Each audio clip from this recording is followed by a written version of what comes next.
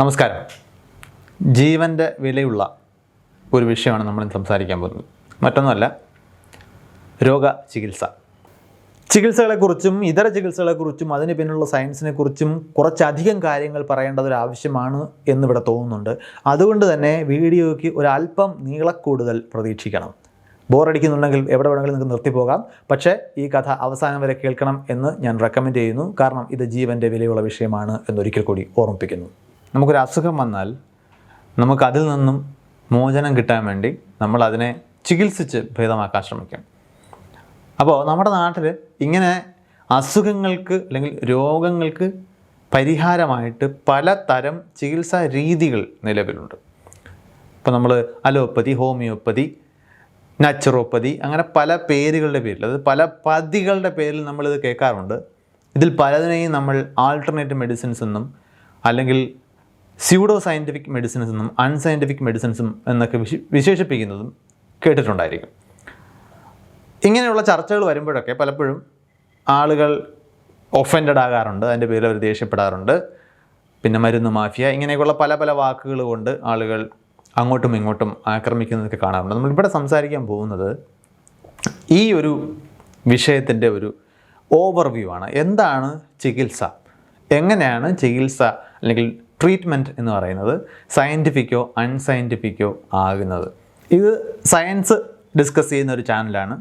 ഇത് സംസാരിച്ചുകൊണ്ടിരിക്കുന്ന ഞാൻ പൊതുവെ സയൻറ്റിഫിക് ആയിട്ടുള്ള കാര്യങ്ങൾക്ക് വേണ്ടി അഡ്വക്കേറ്റ് ചെയ്യുന്ന ആളാണ്. അപ്പോൾ ഇവിടെ ചികിത്സ സയൻറ്റിഫിക് ആകുന്നതിനെ കുറിച്ചാണ് സംസാരിക്കുന്നത്. പക്ഷേ ഞാനിങ്ങനെ സംസാരിക്കുമ്പോഴല്ല എനിക്ക് നേരിട്ടുള്ള അനുഭവം എന്ന് പറയുന്നത് ആളുകൾ എനിക്ക് അനുഭവമുണ്ട് എന്ന ന്യായം പറഞ്ഞ് മറ്റ് പല അൺസയൻറ്റിഫിക് ആയിട്ടുള്ള കാര്യങ്ങളെയും അതിൻ്റെ പേരിൽ പാസ്സാക്കാൻ ശ്രമിക്കാറുണ്ട്. അപ്പോൾ അതുകൊണ്ട് തന്നെ ഈ ചർച്ച നമുക്ക് എൻ്റെ അനുഭവം വെച്ച് തുടങ്ങാമെന്നാണ് വിചാരിക്കുന്നത്. കുട്ടിക്കാലം മുതൽ എനിക്ക് ആസ്മയുടെ പ്രശ്നമുണ്ട്. ഞാനറിയാമല്ലോ, ശ്വാസം എടുക്കാൻ ചില സാഹചര്യങ്ങളിൽ ബുദ്ധിമുട്ട് വരും.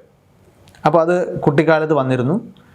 ഒരു 10-12 വയസ്സൊക്കെ ആയപ്പോൾ പിന്നെ അത് വരാൻ തുടങ്ങി. അപ്പോൾ സാധാരണ എല്ലാ പാരൻസിനും ഉള്ളതുപോലെ എൻ്റെ വീട്ടുകാർക്കും ഇതിനകത്തൊരു ടെൻഷൻ ഉണ്ടായിരുന്നു. അപ്പോൾ ഇതിനെ എങ്ങനെയെങ്കിലും ചികിത്സിക്കണം, ഇതെങ്ങനെയെങ്കിലും മാറ്റിയേ പറ്റൂ. പിന്നെ ഞാൻ പറഞ്ഞിട്ടുള്ളൊരു കാര്യം എന്ന് പറയുന്നത് ഈ ഒരു 12 വയസ്സിന് ശേഷം പിന്നെയും ആസ്മ വരികയാണ്. കുട്ടികൾക്ക് വരുന്നൊരു കുഴപ്പമില്ല. 12 വയസ്സൊക്കെ കഴിഞ്ഞിട്ടും വരുന്നുണ്ടെങ്കിൽ അത് ജീവിതകാലം മുഴുവൻ ആ രോഗം നമ്മളെ അലട്ടാൻ സാധ്യതയുണ്ട്. അപ്പോൾ സ്വാഭാവികമായിട്ട് എൻ്റെ വീട്ടുകാർക്കൊരു പേടി വന്നു, മകൻ ജീവിതകാലം മുഴുവൻ ഒരു ആസ്മ രോഗിയായിട്ട് ജീവിക്കേണ്ടി വരുമോ എന്നുള്ളത്. അപ്പോൾ അവർ പരക്കം പായാൻ തുടങ്ങി. എങ്ങനെയെങ്കിലും ഇത് ചികിത്സിച്ച് ഭേദമാക്കിയേ പറ്റൂ. പല മരുന്നുകളും കഴിച്ചു, ഭേദമായില്ല. ചികിത്സാ രീതി മാറ്റി. അതായത് അലോപ്പതി വേണ്ട, ഹോമിയോപ്പതി മതി എന്ന് ഞാൻ ഹോമിയോപ്പതിയെ കാണിച്ചു, ശരിയായില്ല. അപ്പോൾ കൂടുതൽ മികച്ച ഹോമിയോ ഡോക്ടറെ കാണുന്നതിന് ശ്രമം നടത്തി. ഇങ്ങനെ പലതരത്തിലുള്ള ശ്രമങ്ങൾക്കിടയിൽ കുറച്ച് കഴിഞ്ഞപ്പോഴാണ് ഇത് ഓർമ്മിക്കാനും ശ്രദ്ധിക്കാനും ഒക്കെയുള്ള പ്രായമാകുമ്പോഴാണ് ഞാൻ ഈ ചികിത്സയുടെ പല കാര്യങ്ങളും ശ്രദ്ധിച്ചു തുടങ്ങുന്നത്. എനിക്ക് ഓർമ്മയുള്ളത്, ഞാൻ ആദ്യം എൻ്റെ ഓർമ്മയുള്ളൊരു ഹോമിയോ ഡോക്ടർ, അദ്ദേഹം ഇതിന് കണ്ടെത്തിയ കാരണം എൻ്റെ മൂക്കിൻ്റെ പാലത്തിന് ഒരു വളവുണ്ട് എന്നുള്ളതാണ്.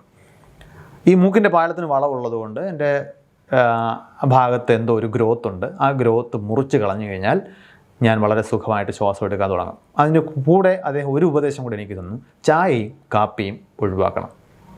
അപ്പോൾ ആസ്മയിൽ നിന്നും എനിക്ക് കരകയറാൻ മൂക്കിൻ്റെ വളവ് നിവർത്താനുള്ള ഒരു സർജറിയാണ് അദ്ദേഹം ആദ്യം പറഞ്ഞത്.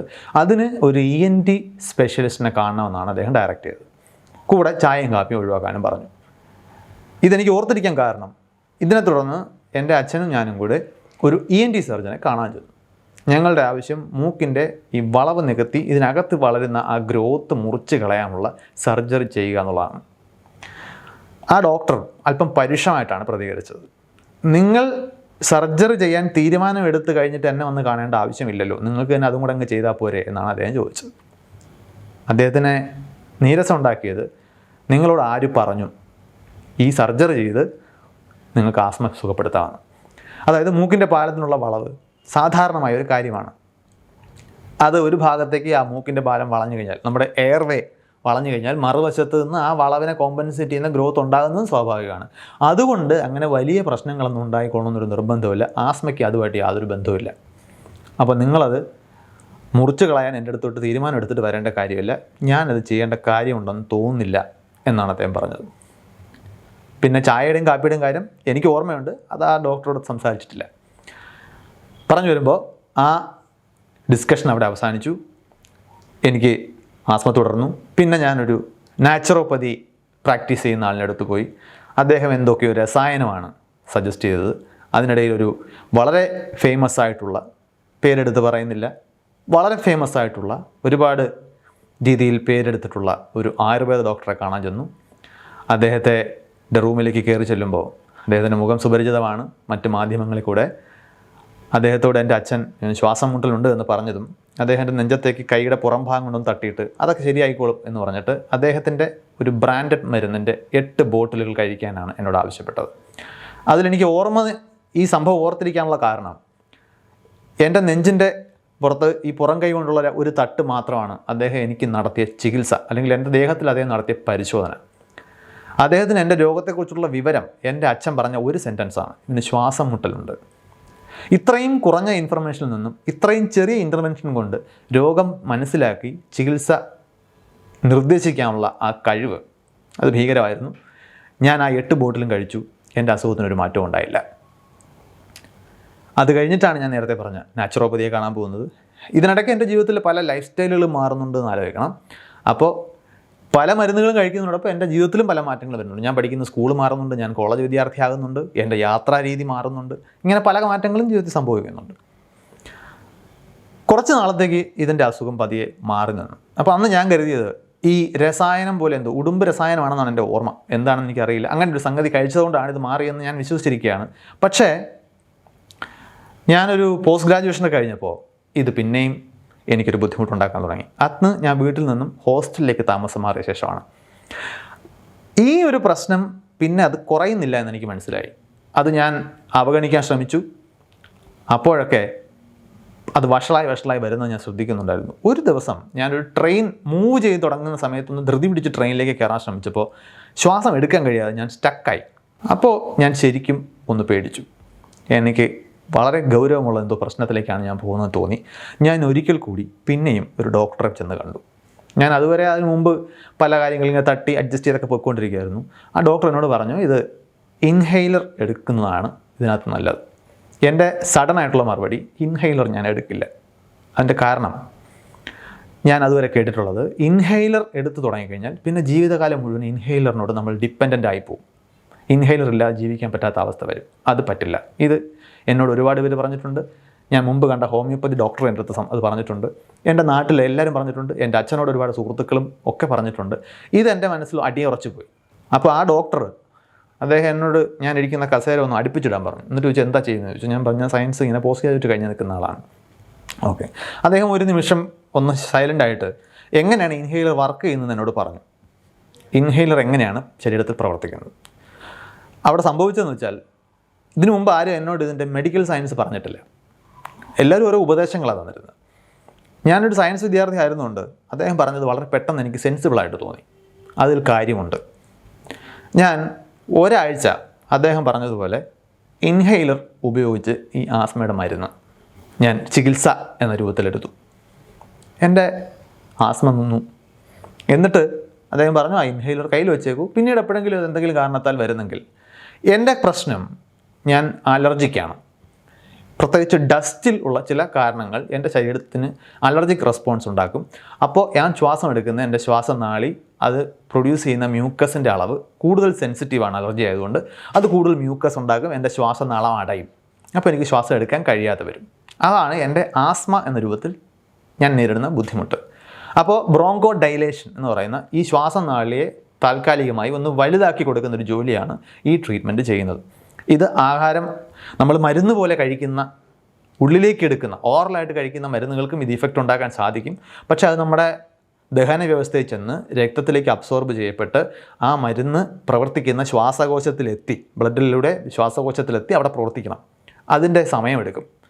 ഇൻഹെയിലർ തെറാപ്പി ചെയ്യുമ്പോൾ നേരിട്ട് ശ്വാസകോശത്തിലേക്കാണ് ഈ മരുന്ന് എത്തുന്നത്, അബ്സോർബ് ചെയ്യപ്പെടുന്നത്. അപ്പോൾ അതിൻ്റെ ഇഫക്റ്റ് കൂടുതൽ ക്വിക്കായിരിക്കും. പെട്ടെന്ന് അതിൻ്റെ ഫലം കിട്ടാൻ തുടങ്ങും.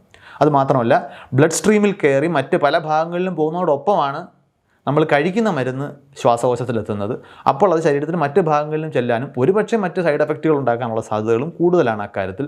ഇവിടെ അതുമില്ല. പറഞ്ഞു വരുമ്പോൾ ഇൻഹേലർ ട്രീറ്റ്മെൻറ്റ് ഞാൻ പേടിച്ചിരുന്ന, എന്തോ ഭീകരമായിട്ടുള്ള അറ്റകൈ പ്രയോഗമാണെന്ന് ഞാൻ പേടിച്ചിരുന്ന ഇൻഹേലർ പ്രയോഗമാണ് ഈ കൂട്ടത്തിലെ ഏറ്റവും സേഫായിട്ടുള്ള ചികിത്സ എന്ന തിരിച്ചറിവിലേക്ക് ഞാൻ എത്തിച്ചേർന്നു. ഈ അനുഭവ കഥ ഇച്ചിരി നീണ്ടുപോയി കാണും. ഈ കഥയുടെ പ്രാധാന്യം എന്ന് പറയുന്നത് എങ്ങനെയാണ് രോഗം ശരീരത്തിൽ പ്രവർത്തിക്കുന്നത്, എങ്ങനെയാണ് ചികിത്സ സയൻറ്റിഫിക്കായിട്ട് രോഗത്തിൻ്റെ കാരണം മനസ്സിലാക്കി ചെയ്യേണ്ടത് എന്ന് അന്വേഷിക്കാൻ, അതിനെക്കുറിച്ച് കൂടുതൽ പഠിക്കാൻ ഒരു സയൻസ് സ്റ്റുഡൻ്റ് എന്ന നിലയിൽ എനിക്ക് കാരണമായി തീർന്നത് ഈ എക്സ്പീരിയൻസ് ആണ്. അപ്പോൾ ഒരുപാട് പേര് അനുഭവം വെച്ച് കൗണ്ടർ ചെയ്യുമ്പോൾ അനുഭവങ്ങൾ എനിക്കുമുണ്ട്, പക്ഷേ അനുഭവങ്ങൾ വച്ചല്ല നമ്മൾ ചികിത്സകളെ കൈകാര്യം ചെയ്യേണ്ടത്. നമ്മളിവിടെ സയൻസാണ് പറയാൻ പോകുന്നത്. എങ്ങനെയാണ് നമുക്ക് രോഗങ്ങൾ ഉണ്ടാകുന്നത്, ഈ രോഗങ്ങളെ നമ്മൾ എങ്ങനെയാണ് ചികിത്സിക്കേണ്ടത്, എങ്ങനെയാണ് ഈ പലതരം ചികിത്സാ രീതികൾ ചികിത്സിക്കുന്നതായി അവകാശപ്പെടുന്നത്, എന്തുകൊണ്ടാണ് അത് അൺസയൻറ്റിഫിക് ആകുന്നത്, ഇതിനെക്കുറിച്ചാണ് നമുക്ക് സംസാരിക്കേണ്ടത്. നമുക്ക് ആദ്യം പറയേണ്ടത് എന്തൊക്കെ രീതിയിൽ ഈ പല ചികിത്സാ രീതികൾ നമ്മളെ ചികിത്സിക്കുന്നതായിട്ട് അവകാശപ്പെടുന്നു. ഈ നമ്മളിപ്പോൾ പറയുന്ന സയൻറ്റിഫിക് മെഡിസിനിലേക്ക് വരുമ്പോൾ സയൻറ്റിഫിക് മെഡിസിൻ ആസ് സച്ച് ഒരു രീതിശാസ്ത്രമോ തത്വശാസ്ത്രമോ ഒന്നുമല്ല. അതിലേക്ക് നമുക്ക് അവസാനം വരാം. ഇപ്പോൾ ഉദാഹരണത്തിന് ഹോമിയോപ്പതി എന്ന് പറയുന്ന ഒരു ചികിത്സാ രീതി എടുക്കുക. അത് ഇന്ന് നമ്മൾ മോഡേൺ മെഡിസിൻ എന്ന് വിളിക്കുന്ന ആധുനിക ശാസ്ത്രീയ ചികിത്സയുടെ ആൾട്ടർനേറ്റീവായിട്ടാണ് കണക്കാക്കപ്പെടുന്നത്. പക്ഷേ അതിന് ഇന്നത്തെ ആധുനിക ചികിത്സയെക്കാളും പഴക്കമുണ്ട്. സാമുവൽ ഹാനിമാൻ എന്ന് പറയുന്ന ഒരു ജർമ്മൻ ഫിസിഷ്യനാണ് ഇത് കണ്ടെത്തുന്നത്. അന്ന് രക്തഗ്രൂപ്പുകളെക്കുറിച്ച് നമുക്കറിയില്ല, നമുക്ക് എക്സ്റേ കണ്ടുപിടിക്കുന്നതിനെക്കുറിച്ച് ചിന്തിച്ചിട്ടേ ഇല്ല.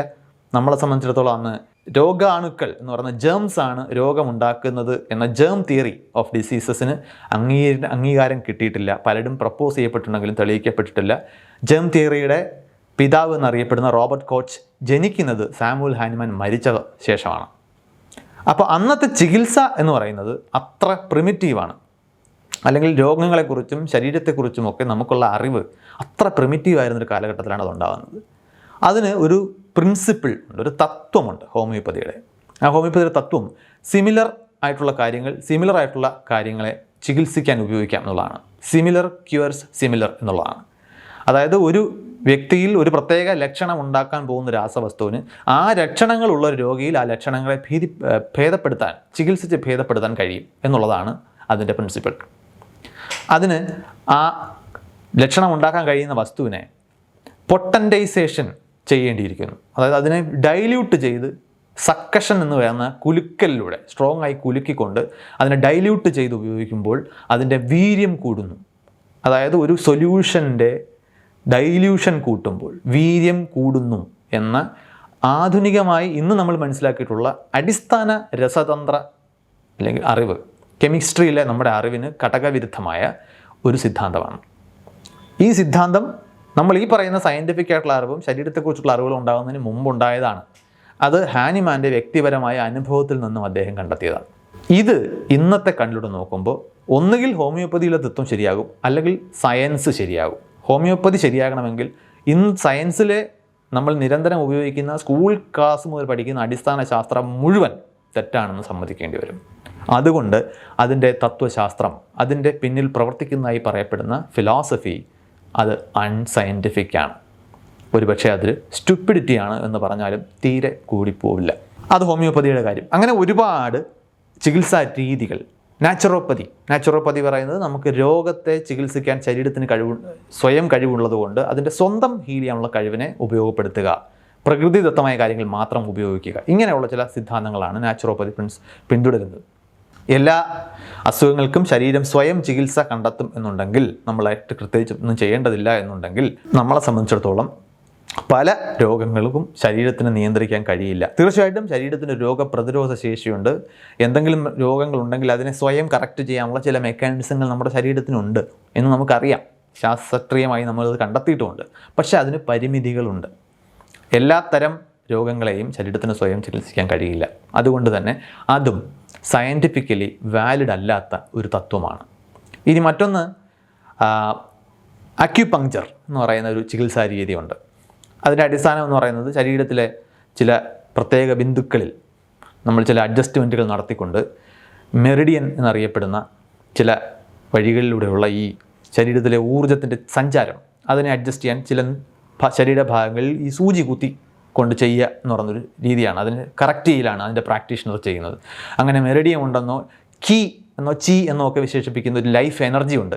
അങ്ങനെ ഒരു എനർജി ആണ് ഈ അക്യുപങ്ക്ചറിലൂടെ ശരിയാക്കാൻ ശ്രമിക്കുന്നത്. അങ്ങനെ എന്തെങ്കിലും ശരീരത്തിലുണ്ട് എന്ന് തെളിയിക്കുന്ന ഒന്നും തന്നെ നമുക്കിപ്പോൾ ലഭ്യമല്ല. അല്ലെങ്കിൽ അതൊരു അൺസയൻറ്റിഫിക് ആയിട്ടുള്ള അതൊരു സങ്കല്പം മാത്രമാണ്. അതൊരു വിശ്വാസ ചികിത്സയാണ്. ഈ സൂചി കുത്തുന്നത് വഴി ചില സ്ഥലങ്ങളിലൊക്കെ നമുക്ക് ചില ആശ്വാസങ്ങളൊക്കെ തോന്നിയേക്കാമെങ്കിലും എല്ലാ രോഗങ്ങൾക്കും ഇതുപോലെ ലൈഫ് എനർജിയെ കറക്റ്റ് ചെയ്തുകൊണ്ട് ചികിത്സ സാധ്യമാക്കാം എന്ന് പറയുന്നത് തീർത്തും അബദ്ധജടിലമായിട്ടുള്ളൊരു വിശ്വാസമാണ്. അതുപോലെ റെയ്ക്കി, ഇങ്ങനെ പലതരമുണ്ട്. പിന്നെ ആയുർവേദം എന്ന് പറയുന്നത് നമ്മുടെ നാട്ടിൽ നിലനിൽക്കുന്ന വർഷങ്ങളുടെ പഴക്കമുള്ള ആയുർവേദത്തിൻ്റെ പ്രത്യേകത, ആയുർവേദം 3 ദോഷങ്ങളുടെ അടിസ്ഥാനത്തിലാണ് രോഗങ്ങളെ വിശദീകരിക്കാൻ ശ്രമിക്കുന്നത്. ത്രിദോഷ സിദ്ധാന്തം, വാദം, പിത്തം, കഫം, ഇതിൻ്റെ ഇംബാലൻസ് ആണ് രോഗങ്ങൾക്ക് കാരണമാകുന്നത് എന്ന അടിസ്ഥാന തത്വത്തിലാണ് ആയുർവേദം പ്രവർത്തിക്കുന്നത്. അതിന് മറ്റ് നാച്ചുറൽ റെമഡീസൊക്കെ ഉപയോഗിക്കുന്നതും ചെടികളിൽ നിന്ന് എക്സ്ട്രാക്ട് ചെയ്തിട്ടുള്ള മരുന്നുകളൊക്കെയാണ് അത് ചികിത്സിക്കാൻ, അത് ശരിയാക്കാനായിട്ട് ആയുർവേദം ശുപാർശ ചെയ്യുന്നത്. ഇതിൻ്റെ പ്രത്യേകത, ഇതിൽ പല മരുന്നുകളും പ്രവർത്തിക്കുന്നവയാണ്. പക്ഷേ അവയുടെ പ്രവർത്തനം കൃത്യമായി മനസ്സിലാക്കാനും അത് എന്തൊക്കെ മറ്റ് പ്രവർത്തനങ്ങൾ ഉണ്ടാക്കുമെന്നും ഒക്കെ മനസ്സിലാക്കുക എന്ന കാര്യത്തിൽ ഈ ത്രിദോഷ സിദ്ധാന്തം പലപ്പോഴും തടസ്സം നിൽക്കാറുണ്ട്. കാരണം ത്രിദോഷങ്ങൾ നമുക്കിതുവരെ തെളിയിക്കാൻ കഴിഞ്ഞിട്ടില്ലാത്ത, ആ ദോഷം എന്ന് പറയുന്നൊരു വസ്തു, അങ്ങനെ എന്തെങ്കിലും ഒരു ആശയത്തെ ക്വാണ്ടിഫൈ ചെയ്യാൻ കഴിയുന്ന ഒന്നും നമുക്ക് നിലവിലില്ല. അപ്പോൾ അങ്ങനെയുള്ള കാര്യങ്ങൾ കൂടി കൂടിപ്പിണഞ്ഞാണ് കിടക്കുന്നത്. ഈ പറയുന്ന പല ചികിത്സാ രീതികളും സ്യൂഡോ സയൻസോ അല്ലെങ്കിൽ അൺസയൻറ്റിഫിക്കോ ഒക്കെ ആകുന്നതിൻ്റെ കാരണം ശരീരത്തെക്കുറിച്ചും ചികിത്സയെക്കുറിച്ചും മരുന്നുകളുടെ പ്രവർത്തനത്തെക്കുറിച്ചും സയൻസിലൂടെ നമ്മൾ മനസ്സിലാക്കിയ കാര്യങ്ങളോട് ഘടകവിരുദ്ധമായിട്ടുള്ള കാര്യങ്ങളാണ് ഇവർ പറയുന്നത് എന്നുള്ളത് കൊണ്ടാണ്. ഇത് ചിലയിടങ്ങളിൽ ഫലിക്കുന്നതായിട്ട് കാണപ്പെടും, ചിലയിടങ്ങളിൽ ശരിക്കും ഫലിച്ചേക്കും. പക്ഷേ ഇവിടുത്തെ അപകടം, ഇത് ഒരു യൂണിവേഴ്സലായി നമുക്ക് ഉണ്ടാക്കിയെടുക്കാൻ കഴിയുന്നൊരു പ്രോട്ടോക്കോളല്ല.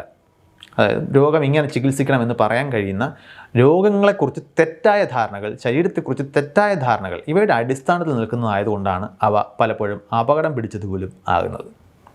നമ്മൾ രോഗങ്ങളെ മനസ്സിലാക്കേണ്ടതുണ്ട്. നമുക്ക് ശരീരശാസ്ത്രം നമുക്കറിയാം, ഫിസിയോളജി എന്നാണ് നമ്മൾ അതിനെ പറയുന്നത്, ശരീരധർമ്മശാസ്ത്രം. ശരീരത്തിലെ പല പ്രവർത്തനങ്ങൾ എങ്ങനെയാണ് നടക്കുന്നത്, ശരീരഭാഗങ്ങൾ എവിടെ എങ്ങനെയൊക്കെയാണ് ഇരിക്കുന്നത് എന്നുള്ള അനാട്ടമി നമുക്കറിയാം. ഇതൊക്കെ മെഡിക്കൽ സയൻസിൻ്റെ അടിസ്ഥാനമാണ്. ഞാൻ നേരത്തെ പറഞ്ഞതുപോലെ ആധുനിക വൈദ്യശാസ്ത്രം, മോഡേൺ മെഡിസിൻ എന്ന് പറയുന്ന ശാസ്ത്രശാഖയ്ക്ക് അത് പലപ്പോഴും ഒരു എൻജിനീയറിംഗ് സയൻസ് പോലെയാണ് പ്രവർത്തിക്കുന്നത്. അത് മറ്റ് പല മേഖലകളിലെ അറിവുകളെ ഉപയോഗപ്പെടുത്തി ഒരു അസുഖാവസ്ഥയെ മനസ്സിലാക്കി അതിനെ കറക്റ്റ് ചെയ്യാനാണ് ശ്രമിക്കുന്നത്. അതിന് ഹോമിയോപ്പതിയെ പോലെ സാമ്യത്തെ സുഖപ്പെടുത്തുന്നുവെന്നോ അല്ലെങ്കിൽ അക്യുപങ്ക്ചറിനെ പോലെ ചി എന്ന് പറയുന്ന എനർജിയെ ശരിയാക്കിക്കൊണ്ട് അസുഖങ്ങളെ മാറ്റാമെന്നോ പറയുന്ന പോലെ 1-2 വാചകങ്ങളിൽ പറയാൻ കഴിയുന്ന ഒരു സെൻട്രൽ തത്വശാസ്ത്രം ഇല്ല. കാരണം അത്ര ലളിതമല്ല നമ്മുടെ ശരീരം. നമ്മുടെ ശരീരത്തിലെ അനേകായിരം പ്രോസസ്സുകൾ നടക്കുന്നുണ്ട്, ജീവധർമ്മ പ്രവർത്തനങ്ങൾ നടക്കുന്നുണ്ട്. അതിനെക്കുറിച്ചുള്ള നമ്മുടെ അറിവാണ് നമ്മുടെ ശരീരധർമ്മശാസ്ത്രം എന്ന ഫിസിയോളജി. ഇതിൽ മാറ്റങ്ങൾ ഉണ്ടാകുമ്പോൾ അത് അസുഖമായി നമുക്ക് അനുഭവപ്പെടുന്നു. ആ അസുഖം എങ്ങനെയാണ് ശരീരത്തിൽ പ്രവർത്തിക്കുന്നത് എന്ന് മനസ്സിലാക്കുന്ന ആ ശരീരധർമ്മശാസ്ത്രത്തെ നമ്മൾ പാത്തോഫിസിയോളജി എന്ന് വിളിക്കും. ശരീരത്തിൽ അസുഖം എങ്ങനെ പ്രവർത്തിക്കുന്നു, ഇത് പല അറിവുകളാണ്. ശരീരത്തിലേക്കൊരു മരുന്ന് നമ്മൾ കഴിക്കുമ്പോൾ ഈ മരുന്ന് എന്താണ്, അതെന്താണ് അതിനകത്തുള്ളത്, അതിൻ്റെ കെമിസ്ട്രി നമ്മൾ അറിയണം. കെമിസ്ട്രിയും ബയോ കെമിസ്ട്രിയും ഒക്കെ നമുക്ക് അറിയേണ്ടതുണ്ട്. അത് ശരീരത്തിൽ ചെന്ന് കഴിഞ്ഞാൽ എങ്ങനെയാണ് പ്രവർത്തിക്കുന്നതെന്നതിനെ കുറിച്ച് നമുക്കറിയണം. അതെന്തൊക്കെ രീതിയിലാണ് പ്രവർത്തിക്കാമെന്ന് നമുക്കറിയണം. പിന്നെ നമുക്കിപ്പോൾ ആധുനിക ഇമേജിംഗ് സാങ്കേതികത, ഇപ്പോൾ എക്സ്റേ എടുക്കുന്നു. ഒരു ഒടിവുണ്ടായി കഴിഞ്ഞാൽ അത് എങ്ങനെ, എവിടെ, ഏത് രീതിയിലാണ് ആ ഒടിവ് സംഭവിച്ചിരിക്കുന്നത്, അസ്ഥിക്ക് എന്ത് തരത്തിലുള്ള കേടുപാടാണ് വന്നിരിക്കുന്നത് അറിയണമെന്നുണ്ടെങ്കിൽ ശരീരത്തിനകത്തൂടെ കാഴ്ച സാധ്യമല്ല. പക്ഷേ എക്സ്റേ കടത്തിവിട്ട് നമുക്ക് ചിത്രം എടുക്കാൻ കഴിയുന്നു. അവിടെ പ്രവർത്തിക്കുന്നത് ഫിസിക്സാണ്. ഇന്നത്തെ കമ്പ്യൂട്ടർ ടോമോഗ്രാഫി എന്നൊക്കെ പറയുന്ന എക്സ്റേയുടെ അഡ്വാൻസ്ഡ് ഇമേജിംഗ് സാങ്കേതികവിദ്യയിൽ പ്രവർത്തിക്കുന്നതിനകത്തും ഗണിതശാസ്ത്രത്തെക്കുറിച്ചുള്ള അറിവുകളുണ്ട്, കമ്പ്യൂട്ടർ സയൻസിൻ്റെ അറിവുണ്ട്, ഇലക്ട്രോണിക്സിൻ്റെ അറിവുണ്ട്. അങ്ങനെ പല പല പല വ്യത്യസ്ത ശാസ്ത്രശാഖകളിൽ നിന്നുള്ള അറിവുകളെയാണ് ഈ ശരീരത്തിൻ്റെ അസുഖാവസ്ഥ മാറ്റുക എന്ന ലക്ഷ്യത്തിലേക്ക് നമ്മൾ ഉപയോഗപ്പെടുത്തുന്നത്. അതിന് ഒരു സെൻട്രൽ ഫിലോസഫി എന്ന് പറയാനില്ല. കുറേ പ്രിൻസിപ്പിൾസ് നമുക്ക് കണ്ടെത്താൻ കഴിഞ്ഞേക്കുമെന്നേ ഉള്ളൂ. ഒരു പ്രത്യേക ആശയത്തിൽ ഇന്ന കാര്യത്തെ ശരിയാക്കി എല്ലാ അസുഖത്തെയും ചികിത്സിക്കാം എന്നൊരു സെൻട്രൽ ഫിലോസഫി അവിടെ ഇല്ല. ചികിത്സയെ സയൻസിലൂടെ എങ്ങനെ സമീപിക്കാം എന്ന ചോദ്യത്തിന് ഉത്തരം പറയണമെങ്കിൽ ആദ്യം എങ്ങനെയാണ് ഈ ചികിത്സിക്കപ്പെടുന്ന അസുഖം ഉണ്ടാകുന്നത് എന്ന ചോദ്യത്തിന് ഉത്തരം വേണം. നമുക്ക് എങ്ങനെയൊക്കെ അസുഖങ്ങൾ ഉണ്ടാകാം? പല രീതിയിൽ നമുക്ക് ശരീരത്തിന് അസുഖങ്ങൾ ബാധിക്കാം. അതിലൊരു രീതി നമുക്കറിയാവുന്ന രോഗാണുബാധ എന്ന് പറയുന്ന ഇൻഫെക്ഷനാണ്. അതായത് നമ്മുടെ ശരീരത്തിൽ, ഈ പ്രകൃതിയിൽ എപ്പോഴും എല്ലാ ജീവികളും പരസ്പരം ചൂഷണം ചെയ്താണ് ജീവിക്കുന്നത്. നമ്മൾ റിസോഴ്സസിന് വേണ്ടി, വിഭവങ്ങൾക്ക് വേണ്ടി മത്സരിച്ചാണ് ജീവിക്കുന്നത്. നമുക്ക് കാണാൻ കഴിയാത്ത സൂക്ഷ്മ ജീവികളാണ് ഈ ഭൂമിയിൽ ജീവിച്ചിരിക്കുന്ന ജീവികളിൽ ഭൂരിഭാഗവും. അതിൽ പല ജീവികളും മറ്റ് ജീവികളുടെ ശരീരത്തിലാണ് ജീവിക്കാൻ ശ്രമിക്കുന്നത്. അങ്ങനെ നമ്മുടെ ശരീരത്തിൽ ജീവിക്കാൻ ശ്രമിക്കുന്ന, നമ്മുടെ ശരീരത്തിലേക്ക് കയറി പറ്റുന്ന ബാഹ്യ സൂക്ഷ്മാണുക്കൾ അത് നമ്മുടെ ശരീരത്തിൽ കയറി അവ പെറ്റുപെരുകുമ്പോൾ അവ നമ്മുടെ ശരീരത്തിലെ സ്വാഭാവിക പ്രവർത്തനങ്ങളെ തകിടം മറിക്കുന്നു എങ്കിൽ അവിടെയാണ് ഒരു ഇൻഫെക്ഷൻ കാരണമുള്ള അസുഖം നമുക്കുണ്ടാകുന്നത്. ഒരുപാട് തരം ഇൻഫെക്ഷൻ ഉണ്ടാകും. ഇപ്പോൾ ജലദോഷം ഒരു ഇൻഫെക്ഷനാണ്. അത് വൈറസുകൾ കയറി പറ്റുന്നുണ്ടാകുന്നതാണ്. ഒരു ബാക്ടീരിയ കയറി പറ്റിക്കഴിഞ്ഞാൽ അത് കാരണം നമുക്ക് അസുഖങ്ങളുണ്ടാകാം.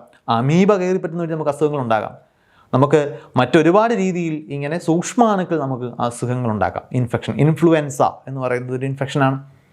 അപ്പോൾ ഇതെല്ലാം മറ്റ് സൂക്ഷ്മാണുക്കൾ ശരീരത്തിലേക്ക് കയറുന്നതാണ്. അതെപ്പോഴും ശരീരത്തിലെ നമ്മുടെ ത്വക്ക് അല്ലെങ്കിൽ സ്കിൻ എന്ന് പറയുന്നത് അങ്ങനെ എളുപ്പം ജീവികൾക്ക് കയറാൻ കഴിയുന്ന രീതിയിലുള്ള ഒന്നല്ല.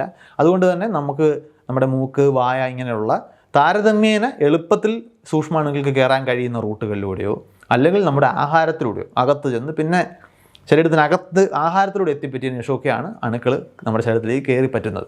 അപ്പോൾ അതെല്ലാം ഇൻഫെക്ഷൻ കാരണമുള്ള അസുഖമാണ്. ഇനി മറ്റൊരു രീതി എന്ന് പറയുന്നത് നമുക്ക് അസുഖം എന്നതിനെ ചിലപ്പോൾ വിളിക്കാൻ കഴിഞ്ഞില്ല, പരിക്ക്. അതൊരു ഫിസിക്കൽ ഡാമേജാണ്. നമ്മളൊരിടത്ത് വീണു, നമ്മുടെ നട്ടലൊടിഞ്ഞു, അല്ലെങ്കിൽ നമ്മളുടെ തൊലി കുറച്ച് ഭാഗം ഉരഞ്ഞു പോയി, ഒരു ആക്സിഡൻറ്റിൽ നമ്മൾ പെടുമ്പോൾ ഇതൊക്കെ നമുക്കുണ്ടാകുന്ന മുറിവുകളാണ്, ഇഞ്ചുറികളാണ്, പരിക്കുകൾ എന്നൊക്കെ പറയുന്നത്. അത് ഒരു ഇൻഫെക്ഷൻ കാരണം ഉണ്ടാകുന്നില്ല, പക്ഷേ അത് നമ്മുടെ ശരീരത്തിന് ദോഷം ചെയ്യുന്നതാണ്. അതിന് നമുക്ക് ആ രീതിയിൽ കറക്റ്റ് ചെയ്യേണ്ടി വരും. അത് ജലദോഷം എന്ന് പറയുന്ന ഒരു അസുഖത്തെ കൈകാര്യം ചെയ്യുന്നത് പോലെ ഒരു മുറിവിനെ നമുക്ക് കൈകാര്യം ചെയ്യാൻ സാധിക്കില്ല. മറ്റൊരു രീതിയിൽ നമുക്ക് അസുഖം വരാവുന്നത് ജനറ്റിക് ഡിസോർഡേഴ്സാണ്. നമ്മുടെ ശരീരത്തിൻ്റെ മുഴുവൻ ഘടനയും അതിൻ്റെ പ്രവർത്തന രീതിയും ഒക്കെ നിയന്ത്രിക്കുന്നത് നമ്മുടെ കോശങ്ങൾക്കുള്ളിലുള്ള ഡിയോക്സി റൈബോ ന്യൂക്ലിക്സ് DNA എന്ന് പറയുന്ന ഒരു തന്മാത്രയാണ്. ഈ തന്മാത്രയിൽ വരുന്ന മാറ്റങ്ങൾ, ഭൂരിഭാഗം മാറ്റങ്ങളും ഒരു കുഴപ്പമില്ലാതെ ചിലപ്പോൾ പോയേക്കും. പക്ഷേ ചില പ്രത്യേക അത് ആ തന്മാത്രയുടെ DNA ഏത് ഭാഗത്ത് വരുന്ന പ്രശ്നമാണ് എന്നനുസരിച്ച് മാറ്റമാണ്, തകിടം മറിക്കലാണ്. അത് തന്നെ പല രീതിയിലുണ്ടാകാം. സഹജമായി സംഭവിക്കാം, അല്ലെങ്കിൽ റേഡിയേഷനോ അങ്ങനെ എന്തെങ്കിലും പോലുള്ള ബാഹ്യ ഘടകങ്ങൾ കൊണ്ട്, ചില രാസവസ്തുക്കളുടെ സാന്നിധ്യമൊക്കെ കൊണ്ട് DNA മാറ്റങ്ങൾ വരാം. അങ്ങനെ വരുമ്പോൾ ജനിതകമായിട്ടുള്ള വ്യത്യാസങ്ങൾ, ഇപ്പോൾ പാരമ്പര്യമായിട്ട് ഈ ജനിതക വ്യത്യാസങ്ങൾ കൈമാറി വന്നേക്കാം. ഇപ്പോൾ ഹീമോഫീലിയ എന്ന് പറയുന്ന അസുഖം, സിസ്റ്റിക് ഫൈബ്രോസിസ് എന്ന് പറയുന്ന അസുഖം, ഇതെല്ലാം ജനിതകമായിട്ട് കൈമാറി വരുന്ന അസുഖങ്ങളാണ്. മറ്റൊരു രീതിയിൽ നമുക്ക് അസുഖം വരാവുന്നത് ന്യൂട്രിയൻ ഡെഫിഷ്യൻസി വഴി വരാമെന്നുള്ളതാണ്. നമ്മുടെ ശരീരത്തിൻ്റെ സ്വാഭാവിക പ്രവർത്തനങ്ങൾക്ക് ആവശ്യമായിട്ടുള്ള പോഷകങ്ങൾ നമ്മുടെ ശരീരത്തിലുണ്ട്. ഇപ്പോൾ നമുക്ക് വൈറ്റമിൻസ്, മൈക്രോ ന്യൂട്രിയൻസ് എന്ന് പറഞ്ഞ വൈറ്റമിൻസ് ഉണ്ട്, പിന്നെ എസൻഷ്യൽ എലമെൻസ് ആയിട്ടുള്ള മറ്റു കുറേ എലമെൻസ് ഉണ്ട്, പിന്നെ ഏറ്റവും പ്രധാനപ്പെട്ട ശരീര ബിൽഡിംഗ് നടക്കുന്ന പ്രോട്ടീൻസ്, കാർബോഹൈഡ്രേറ്റ്സ്, ഷുഗേഴ്സ്, ഇങ്ങനെ പറയുന്ന പലതരത്തിലുള്ള പോഷകങ്ങളുണ്ട്. ഈ പോഷകങ്ങൾ മതിയായ അളവിൽ ശരീരത്തിൽ എത്താതെ വരുമ്പോൾ നമുക്ക് അസുഖങ്ങളുണ്ടാകാം. ഇപ്പോൾ പല വൈറ്റമിൻസിൻ്റെയും അഭാവം കാരണം പല അസുഖങ്ങളുണ്ടാകാം. സ്കർവി, റിക്കറ്റ്സ് എന്നൊക്കെ പറയുന്ന അസുഖങ്ങൾ ഇത്തരം ന്യൂട്രിയൻ്റ് ഡെഫിഷ്യൻസി കാരണം ഉണ്ടാകുന്നതാണ്. മറ്റൊരു രീതി എന്ന് പറയുന്നത് ഓട്ടോ ഇമ്മ്യൂൺ ഡിസീസസ്. നമ്മുടെ ശരീരത്തിൽ ബാഹ്യഭാഗത്തു നിന്നും വരുന്ന ഭീഷണികളെ കൈകാര്യം ചെയ്യാനുള്ള പ്രതിരോധ വ്യവസ്ഥയുണ്ട്, ഇമ്മ്യൂൺ സിസ്റ്റം ഉണ്ട്. പക്ഷേ ഈ ഇമ്മ്യൂൺ സിസ്റ്റം ഒരു തട്ടിക്കൂട്ട് മെക്കാനിസമായിട്ടാണ് എപ്പോഴും പ്രവർത്തിക്കുന്നത്. അത് ഒരു ഇൻ്റലിജൻറ്റ് ഡിസൈൻ അല്ല. അപ്പോൾ ചില സമയങ്ങളിൽ ഈ നമ്മുടെ ശരീരത്തിൻ്റെ ഇമ്മ്യൂൺ സിസ്റ്റം നമ്മുടെ ശരീരത്തിൻ്റെ തന്നെ ഭാഗങ്ങളെ ഒരു ത്രെട്ടായിട്ട് ഐഡൻറ്റിഫൈ ചെയ്തേക്കാം. അപ്പോൾ അങ്ങനെ വരുമ്പോൾ നമ്മുടെ ഇമ്മ്യൂൺ സിസ്റ്റം തന്നെ നമ്മുടെ ശരീരത്തിനെതിരെ പ്രവർത്തിക്കുന്ന സിറ്റുവേഷൻ വരും. ഇപ്പോൾ റുമറ്റോയിഡ് ആർത്രൈറ്റിസ് എന്ന് പറയുന്ന സന്ധികളിൽ വരുന്ന വാതരോഗം, അത് നമ്മുടെ തന്നെ ശരീരത്തിൻ്റെ പ്രതിരോധ ശേഷിയാണ് ഈ സന്ധികളിൽ ഈ പ്രശ്നം ഉണ്ടാക്കുന്നത്. അപ്പോൾ അതൊരു ഓട്ടോ ഇമ്മ്യൂൺ ഡിസീസ് നമുക്ക് വിളിക്കാം.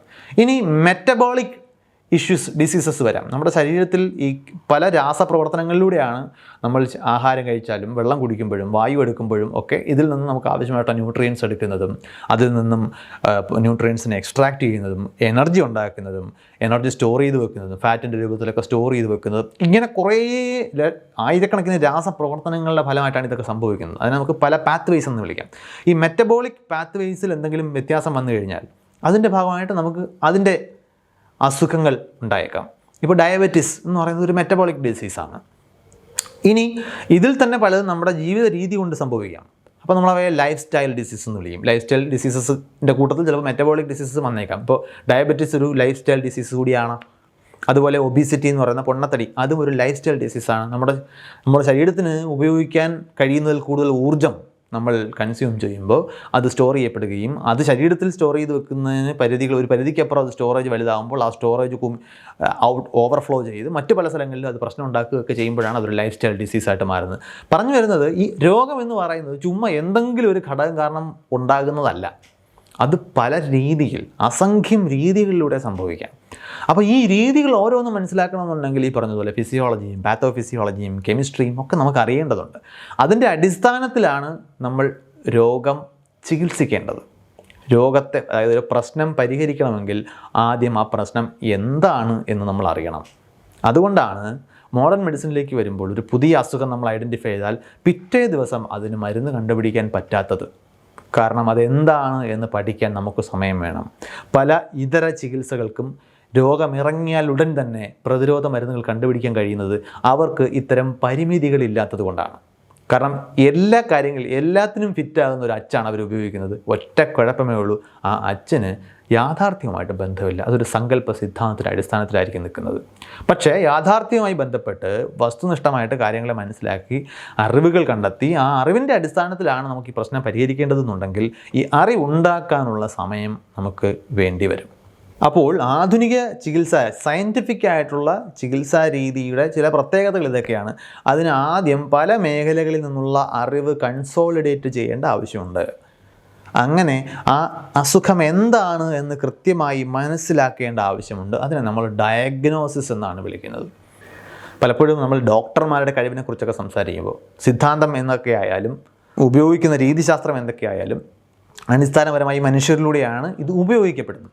അപ്പോൾ അത് എത്ര എഫക്റ്റീവായിട്ട് ഉപയോഗിക്കാം എന്നതിനകത്ത് സ്കിൽ ലെവൽ ഡിഫറൻസ് ഉണ്ടാകും. നമുക്കറിയാം, നമ്മുടെ നാട്ടിൽ ചില ഡോക്ടേഴ്സ് കൂടുതൽ സ്കിൽഫുൾ ആണ് എന്ന് പേരെടുത്തിട്ടുണ്ടാകും. ഈ സ്കില്ലിൽ വരുന്ന വ്യത്യാസം ഭൂരിഭാഗം സമയവും സംഭവിക്കുന്നത് ഡയഗ്നോസിസിൽ വരുന്ന വ്യത്യാസമാണ്. അതായത് ഈ കാണുന്ന സിംറ്റംസിൻ്റെ അടിസ്ഥാനത്തിൽ എന്താണ് ഈ പ്രശ്നം എന്ന് കൃത്യമായി മനസ്സിലാക്കുന്നിടത്താണ് അതിൻ്റെ ഏറ്റവും നിർണായകമായിട്ടുള്ള ഭാഗം. അപ്പോൾ ഡയഗ്നോസിസ്, അതിനുശേഷം എന്തൊക്കെ അതിനുവേണ്ടി ഉപയോഗിക്കാം, എന്താണ് അതിൻ്റെ നേച്ചർ, ഈ അസുഖമുണ്ടാക്കുന്ന പ്രശ്നത്തിൻ്റെ സ്വഭാവം എന്താണ്, അതിനനുസരിച്ചിട്ടാണ് അതിനെ എങ്ങനെ കറക്റ്റ് ചെയ്യാമെന്ന് ചികിത്സ ചെയ്യുന്ന ആൾ തീരുമാനിക്കുന്നത്. അതിന് മരുന്ന് കൊടുക്കുകയാണോ വേണ്ടത്, ലൈഫ് സ്റ്റൈൽ അഡ്ജസ്റ്റ്മെൻ്റ് ആണോ വേണ്ടത്, സർജറിയിലൂടെ മാറ്റുകയാണോ വേണ്ടത്, ഇങ്ങനെയുള്ള തീരുമാനമെടുക്കലുകൾ അതിന് ശേഷമാണ് ഉണ്ടാകുന്നത്. അപ്പോൾ ഈ അസുഖത്തിൻ്റെ സ്വഭാവം എന്താണ് എന്നറിഞ്ഞിട്ട് വേണം അവിടെ എന്താണ് പ്രയോഗിക്കേണ്ടതെന്ന് തീരുമാനിക്കാൻ. അത് ലൈഫ് സ്റ്റൈലിൽ മാറ്റം വരുത്തിക്കൊണ്ടാണോ വേണ്ടത്, അതോ അതിനെ സർജറി ചെയ്ത് മാറ്റേണ്ട എന്തെങ്കിലും പ്രശ്നങ്ങൾ അവിടെ ഉണ്ടോ, അതോ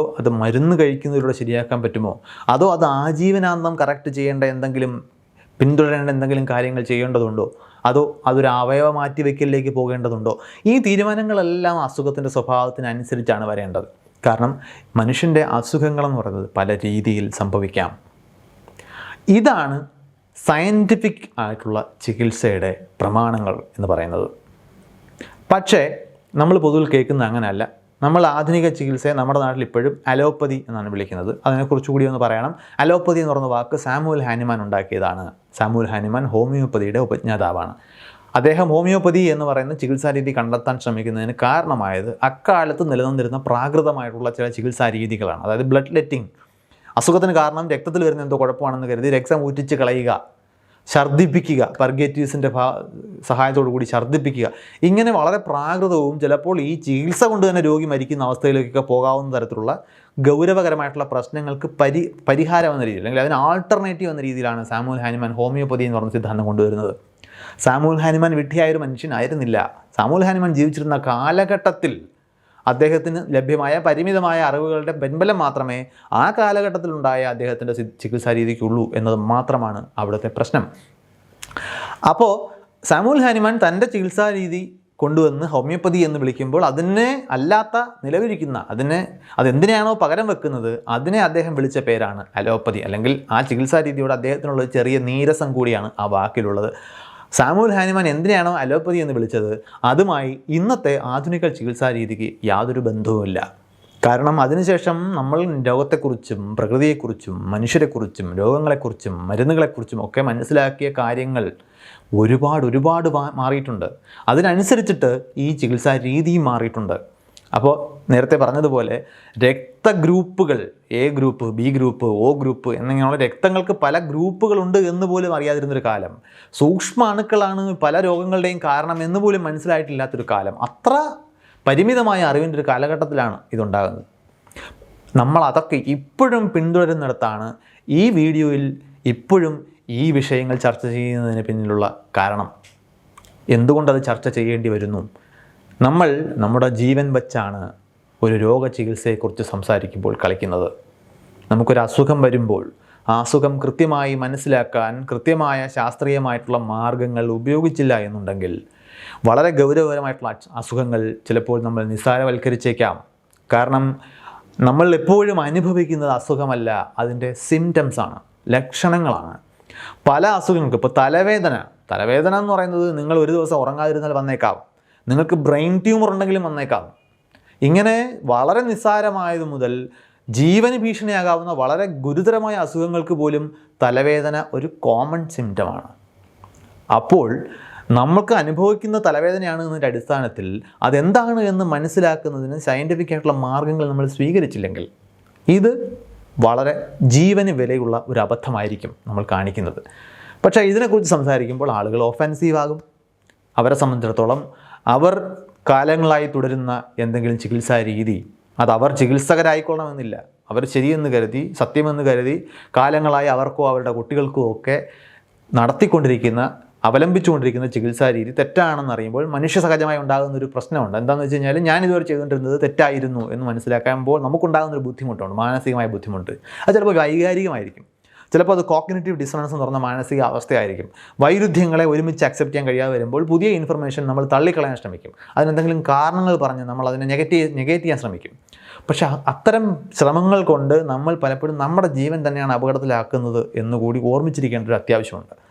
ഈ പലപ്പോഴും സയൻറ്റിഫിക് ആയിട്ടുള്ള മെഡിസിന് വേണ്ടി സംസാരിക്കുമ്പോൾ നേരിടേണ്ടി വന്നിട്ടുള്ള ചില കൗണ്ടർ ആർഗ്യുമെൻറ്റ്സ് ഉണ്ട്, അല്ലെങ്കിൽ അതൊരു സമൂഹത്തിൽ പരക്കെ നിലനിൽക്കുന്ന ചില തെറ്റിദ്ധാരണകൾ. നമുക്ക് അതിനെക്കുറിച്ചുകൂടി ഒന്ന് സംസാരിച്ചത് അവസാനിപ്പിക്കാം.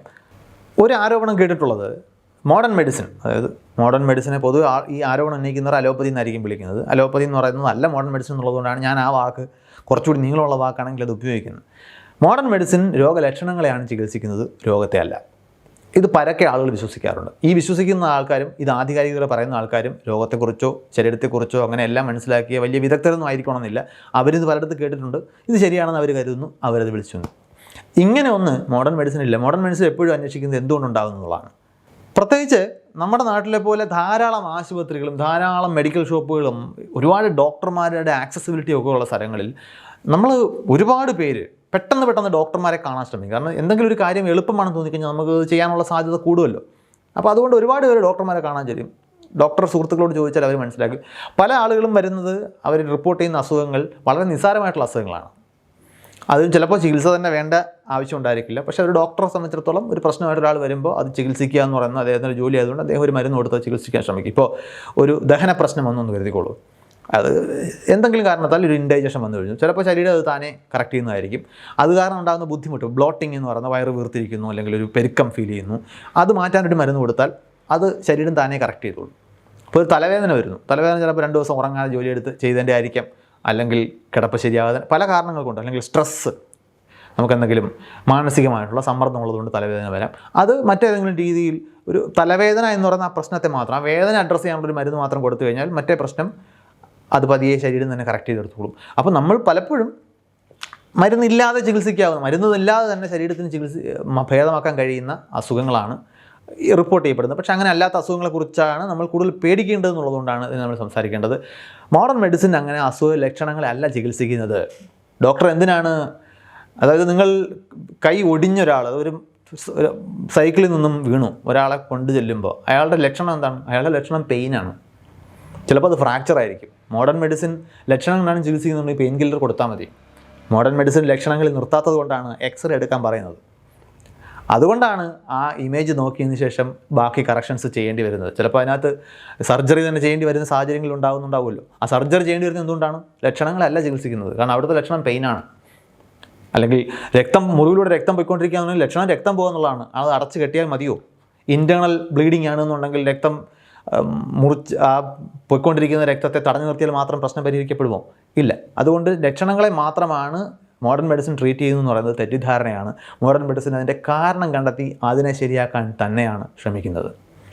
മറ്റൊരു വാദം സ്ഥിരം കേൾക്കുന്നത് മോഡേൺ മെഡിസിനിലെ മരുന്നുകൾക്ക് സൈഡ് എഫക്ട്സ് ഉണ്ട്, ആയുർവേദത്തിലോ ഹോമിയോപ്പതിക്കോ സൈഡ് എഫക്ട്സേ ഇല്ല. ഇത് വളരെ രസകരമായിട്ടുള്ളൊരു വാദമാണ്. എന്തുകൊണ്ടാണ് മോഡേൺ മെഡിസിനിലെ മരുന്നുകൾക്ക് സൈഡ് എഫക്ട്സ് ഉണ്ടെന്ന് നിങ്ങൾക്ക് അറിയാവുന്നത്? എന്തുകൊണ്ടെന്നാൽ ആ മരുന്ന് കണ്ടെത്തിയ ആളുകൾ തന്നെ അതിൻ്റെ ഇഫക്ട്സിനോടൊപ്പം അതിൻ്റെ സൈഡ് എഫക്ട്സ് കൂടി ഡോക്യുമെൻ്റ് ചെയ്യുന്നുണ്ട്. എന്തുകൊണ്ടാണ് അത് ചെയ്യുന്നത്? അത് മാൻഡേറ്ററി ആണ്. സയൻറ്റിഫിക്കായിട്ട് മരുന്ന് നിർമ്മിക്കാൻ ശ്രമിക്കുമ്പോൾ അത് വളരെ കൃത്യമായ ഗൈഡ് ലൈൻ സയൻസിൻ്റെ മെത്തഡോളജി ഫോളോ ചെയ്യുന്നത് കൊണ്ട് അത് ശരീരത്തിലുണ്ടാക്കാൻ പോകുന്ന എല്ലാ പ്രശ്നങ്ങളും എല്ലാ മാറ്റങ്ങളും മനസ്സിലാക്കി ഡോക്യുമെൻ്റ് ചെയ്യേണ്ടതുണ്ട്. നിങ്ങൾ മോഡേൺ മെഡിസിനിലെ ചില ടെക്സ്റ്റ് ബുക്കുകളെടുത്ത് വായിച്ചു നോക്കിക്കഴിഞ്ഞാൽ ചില അസുഖങ്ങളെക്കുറിച്ച് പറയുന്നിടത്ത് എഴുതിയിട്ടുണ്ടാകും, ഇപ്പോൾ ഈ അസുഖത്തിന് ചികിത്സ നിലവിലില്ല. അതൊരു വീക്ക്നെസ്സാണ്, പക്ഷേ അതൊരു സത്യസന്ധത കൂടിയാണ്.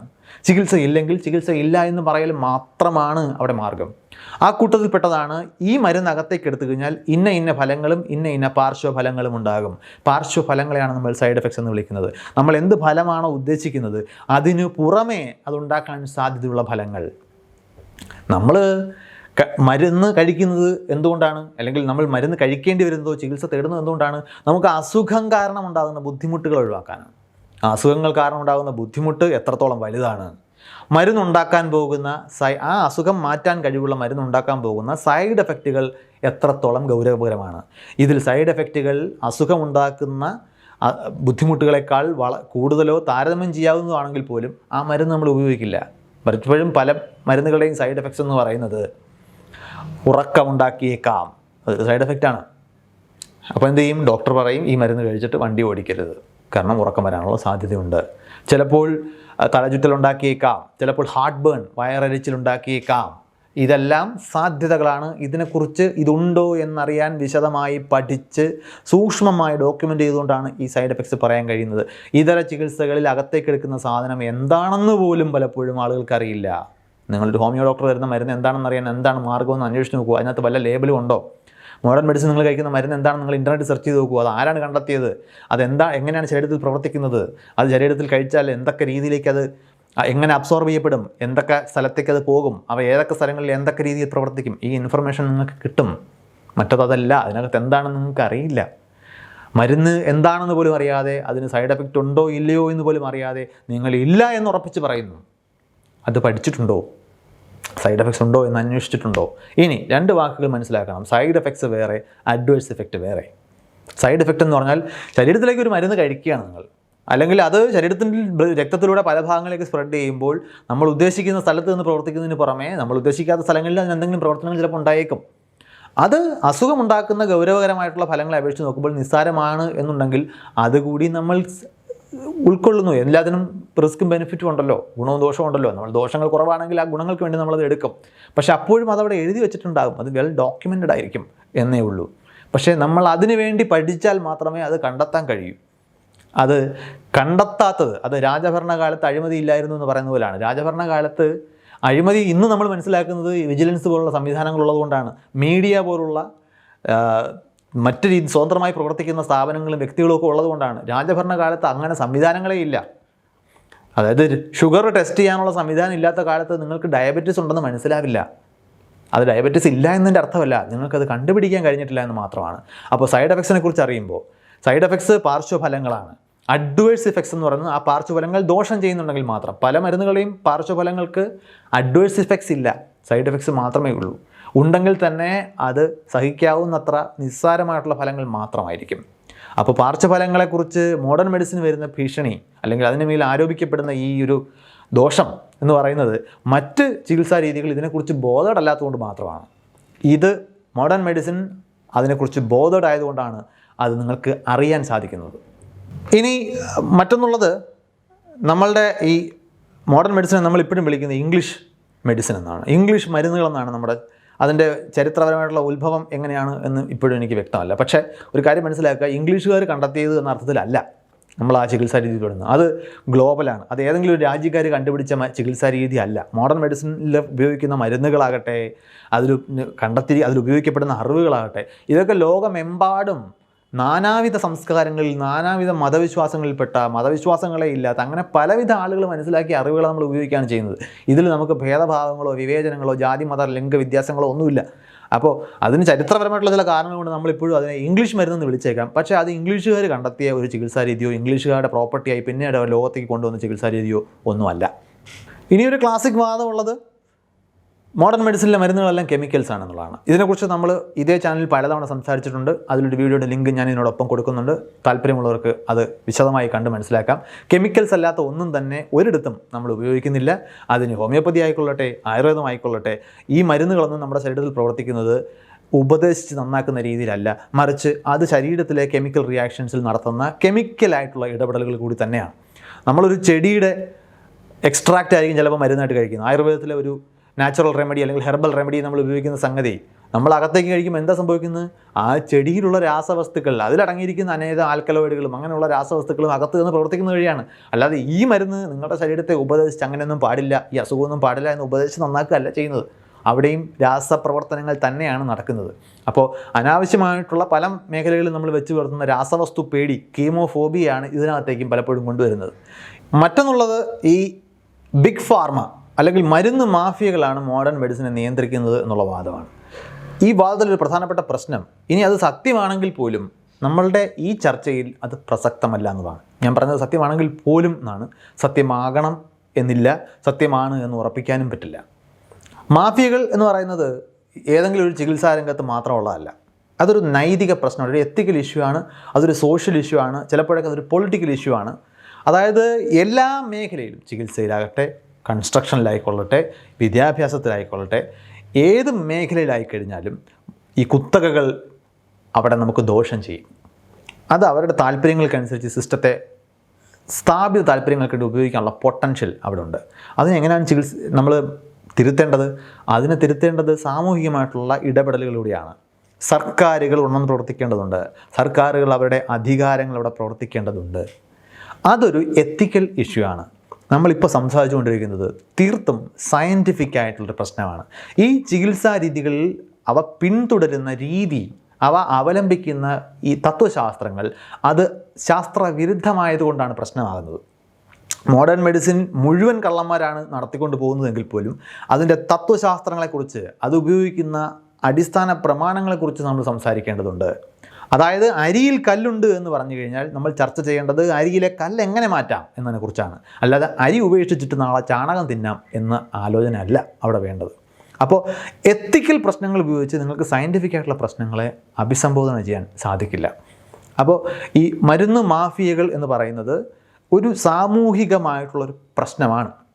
അത് എത്രത്തോളമുണ്ട്? കാരണം അതിൻ്റെ ഡിസൈൻ തന്നെ പറയുന്നത്, അതിനെക്കുറിച്ചുള്ള വിവരണം തന്നെ പറയുന്നത് രഹസ്യമായി പ്രവർത്തിക്കുന്നു എന്നുള്ളതാണ്.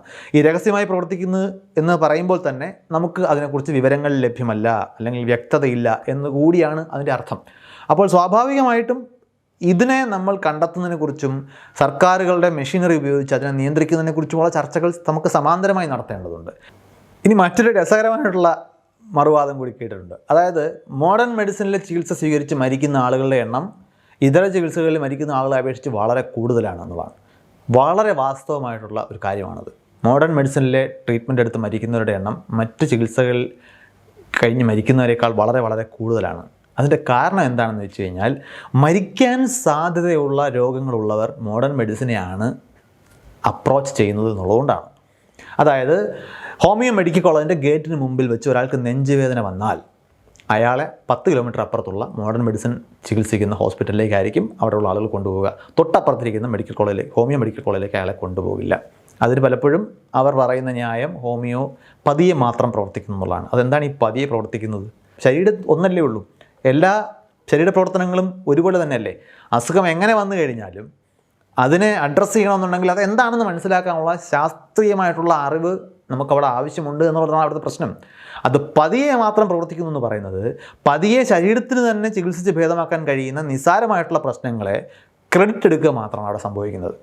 താനെ ശരീരം അത് റിക്കവർ ചെയ്യുന്ന സമയം കൊണ്ട് ഇതുകൊണ്ടാണ് എന്ന് പറയുക. ഉദാഹരണത്തിന് ജലദോഷത്തെക്കുറിച്ച് പറയാറുണ്ടല്ലോ. ജലദോഷം ചികിത്സിച്ചാൽ ഒരാഴ്ച കൊണ്ടുപോകും, ചികിത്സിച്ചില്ലെങ്കിൽ 7 ദിവസം വേണ്ടി വരും. അത് ആലോചിച്ചാൽ മതി. പല സ്ഥലങ്ങളിലും ശരീരത്തിന് ഇങ്ങനെ ചികിത്സിക്കാൻ കഴിയും. പിന്നെ മരിക്കാൻ സാധ്യതയുള്ള സീരിയസ് അസുഖങ്ങളുള്ള ആളുകൾ പോകുന്നത് മോഡേൺ മെഡിസിൻ മോഡേൺ മെഡിസിൻ പിന്തുടരുന്ന ഹോസ്പിറ്റലുകളിലേക്കാകുമ്പോൾ മരണസാധ്യത കൂടുതലുള്ളതും അവിടെ തന്നെയാണ്. മൊത്തം നമ്മൾ നോക്കിക്കഴിഞ്ഞാൽ ഈ മരണത്തിൻ്റെ എണ്ണം അവിടെ കൂടുന്നതിൻ്റെ കാരണം അടിസ്ഥാനപരമായി ഇതാണ്. ഒരു ഹോസ്പിറ്റൽ നടത്തുന്നത് ഒരു മരുന്ന് മാഫിയയാണെങ്കിൽ പോലും, അവർക്ക് രോഗികളോട് ദേഷ്യമാണെങ്കിൽ പോലും, രോഗികൾ അവിടെ കിടന്ന് മരിക്കുന്നത് ഈ ബിസിനസ്സിന് നല്ലതല്ല. അപ്പോൾ ഈ ആരോപിക്കപ്പെടുന്ന ബിസിനസ് ഇൻട്രസ്റ്റുകളാണ് ഹോസ്പിറ്റലുകളെ നിയന്ത്രിക്കുന്നതെങ്കിൽ പോലും രോഗികൾ മരിക്കാതിരിക്കാൻ തന്നെയാണ് എല്ലാവരും ശ്രമിക്കുക എന്ന് നമ്മൾ ഓർമ്മയിൽ വെക്കേണ്ടതുണ്ട്. അപ്പോൾ ഈ പറയുന്ന പലതരം തെറ്റിദ്ധാരണകളും മറ്റ് വിഷയങ്ങൾ, നൈതിക പ്രശ്നങ്ങൾ കൊണ്ടുള്ള ആരോപണങ്ങളും ഒന്നും കൊണ്ട് ഇതര ചികിത്സകൾ അശാസ്ത്രീയമാണ് എന്ന കാര്യത്തെ നമുക്ക് ക്യാൻസൽ ചെയ്യാൻ കഴിയില്ല. അവസാനമായിട്ട് ഒരു കാര്യം കൂടെ ചോദിച്ചുകൊണ്ട് നമുക്ക് നിർത്താം.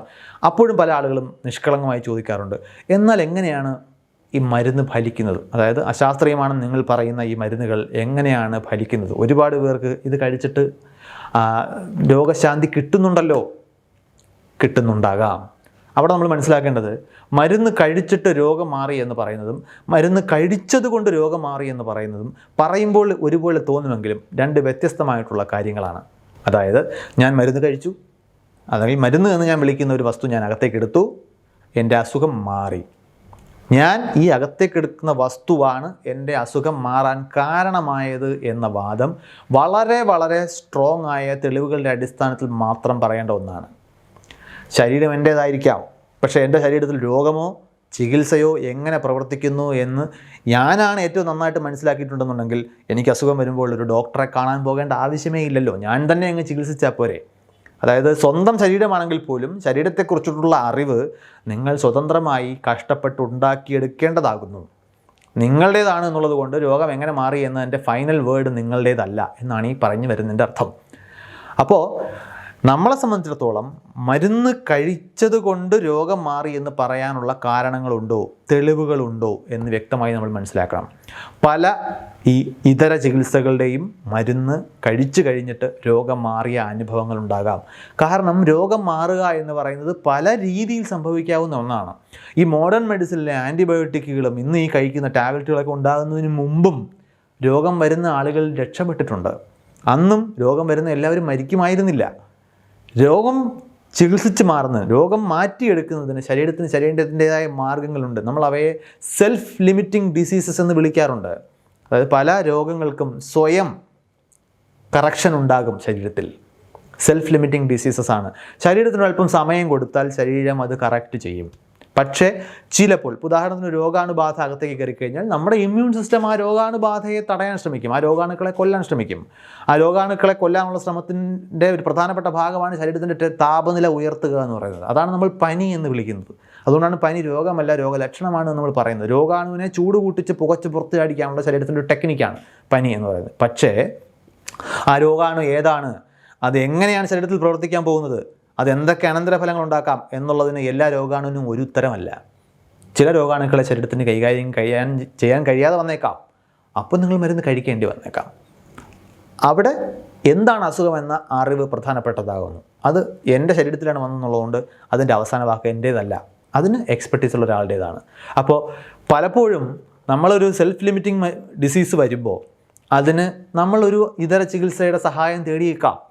ഇപ്പോൾ ജലദോഷത്തിന് ഞാൻ എല്ലാ ദിവസവും 2 തുള്ളി കട്ടൻ ചായ മരുന്നായിട്ട് ഉപയോഗിക്കുന്നു എന്ന് വിചാരിച്ചോളൂ. ഒരാഴ്ച കഴിയുമ്പോൾ എൻ്റെ ജലദോഷം മാറും. എനിക്ക് അവകാശപ്പെടാമോ കട്ടൻ ചായ ജലദോഷം ചികിത്സിക്കാനുള്ളൊരു മരുന്നായിട്ട് ഉപയോഗിക്കാമെന്ന്?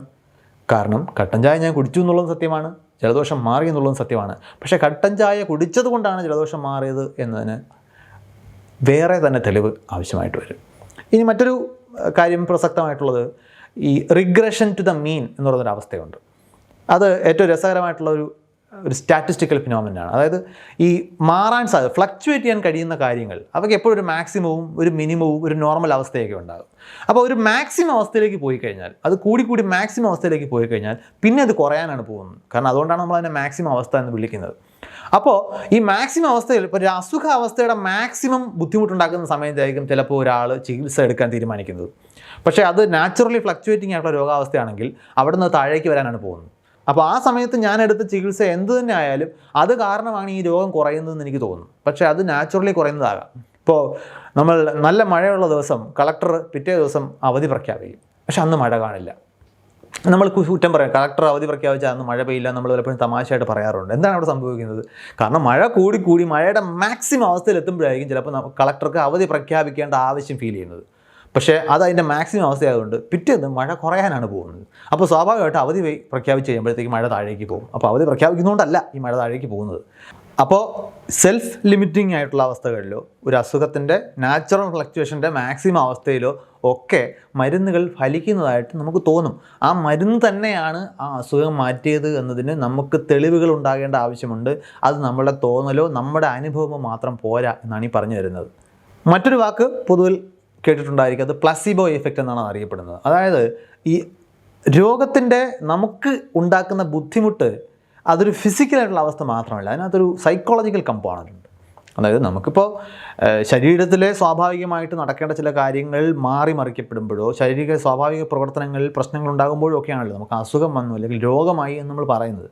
നമുക്കത് അനുഭവപ്പെടുന്നത് നമുക്കതൊരു ബുദ്ധിമുട്ടായി മാറുമ്പോഴാണ്. നമുക്ക് പെയിൻ ഉണ്ടാകുമ്പോഴോ ചൊറിച്ചിലുണ്ടാകുമ്പോഴോ തലചുറ്റലുണ്ടാകുമ്പോഴോ ഊർജ്ജമില്ലാതെ തോന്നുമ്പോഴോ ഇങ്ങനെ പല ബുദ്ധിമുട്ടുകളുള്ളതുകൊണ്ടാണ് നമുക്കതൊരു രോഗമാണ് എന്നും അതൊരു പ്രശ്നമാണ് എന്നും അതിനൊരു പരിഹാരം ഉണ്ടാകേണ്ടതുണ്ട് എന്നും നമുക്ക് തോന്നുന്നത്.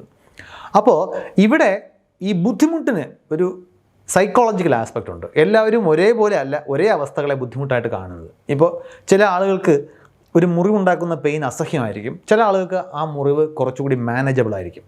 പക്ഷേ രണ്ടുപേർക്കുമുള്ള മുറിവ് ഒന്ന് തന്നെ ആയിരിക്കാം.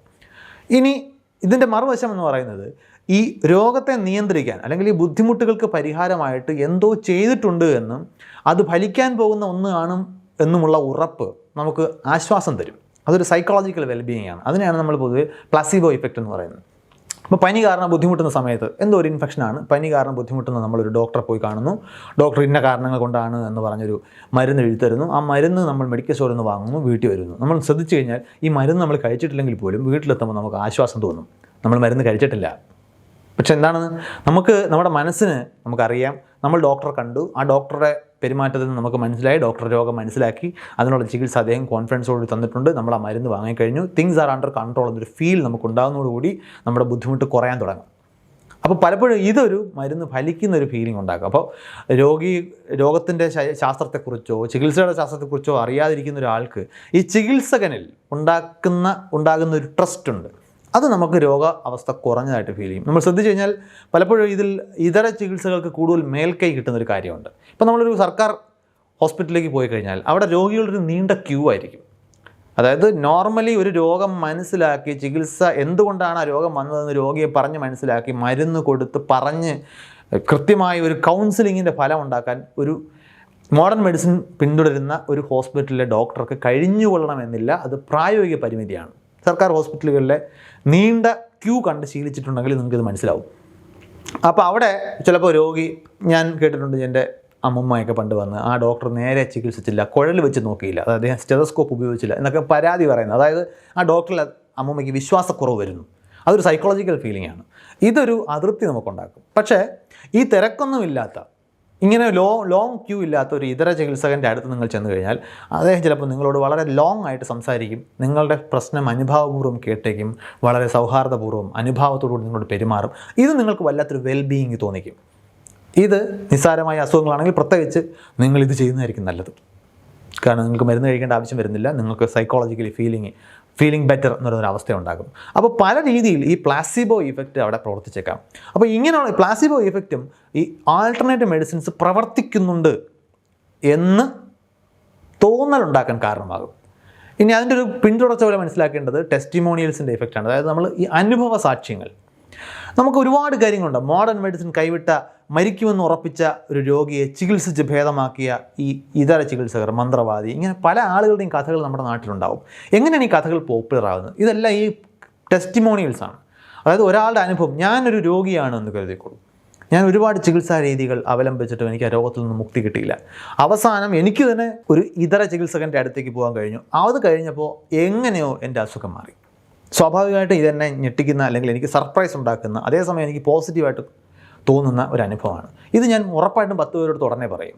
ഈ 10 പേർക്കും ഇത് പോസിറ്റീവായിട്ടുള്ള അനുഭവമാണ്, അവർക്കും ഇത് 10 പേരോട് പറയണമെന്ന് തോന്നും. ഈ ഒരു വാർത്ത വളരെ പെട്ടെന്ന് പരക്കും.